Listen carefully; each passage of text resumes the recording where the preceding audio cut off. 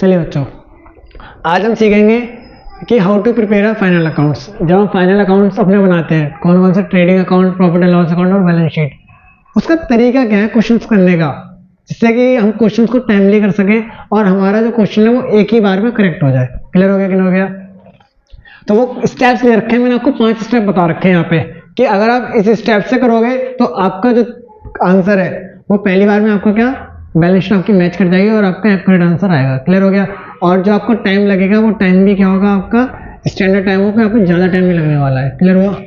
तो तरीका क्या है, पहले क्या कह रहा है, consider the trial balance and it should be match, जो कि आपका मैच होगा उसका टेंशन मत लो। तो पहला तो कोई स्टेप ही नहीं है, पहले स्टेप में बताया जा रहा है कि कंसीडर द ट्रायल बैलेंस, जो आपको क्वेश्चन के अंदर ट्रायल बैलेंस दे रखा है वो क्या होना चाहिए, मैच करना चाहिए, मतलब डेबिट क्रेडिट बराबर होना चाहिए। वो तो सिंपल सी बात है, क्वेश्चन आपको जो देगा वो मैच ही करके देगा, उसमें आपको टेंशन नहीं लेनी है।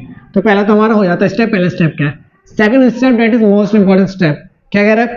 Prepare the format of trading account, profit and loss account and balance sheet.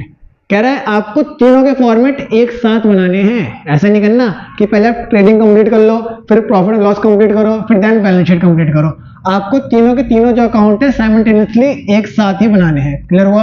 और जो एडजस्टमेंट हम करेंगे और जो क्वेश्चंस को करेंगे वो एक साथ करेंगे।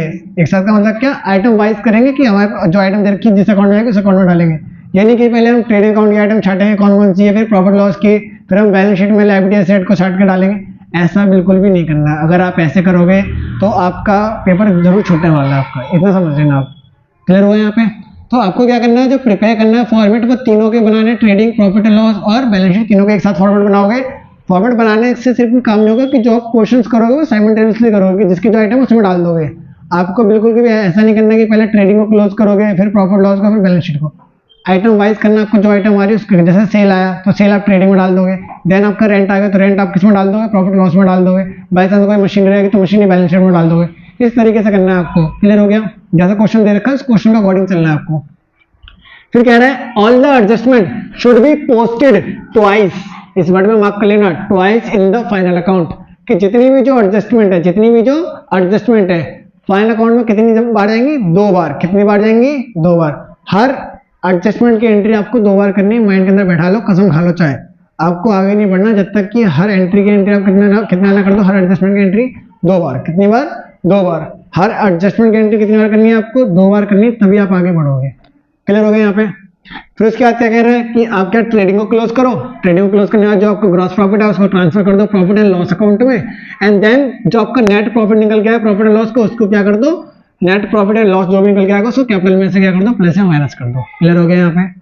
इस तरीके को फॉलो करोगे तो आपका आंसर पहली बार में करेक्ट आ जाएगा, ज़्यादा एफर्ट नहीं डालने पड़ेंगे और चांसेस जो है एरर आपके गलत होने के चांसेस वो क्या हो जाएंगे, बहुत कम हो जाएंगे। क्लियर हो गया यहाँ पे? तरीका नोट कर लो। तरीका अगर आपको पता रहे कैसे करना है तो आप गलती नहीं करोगे। एक बार आप तरीका नोट कर लो।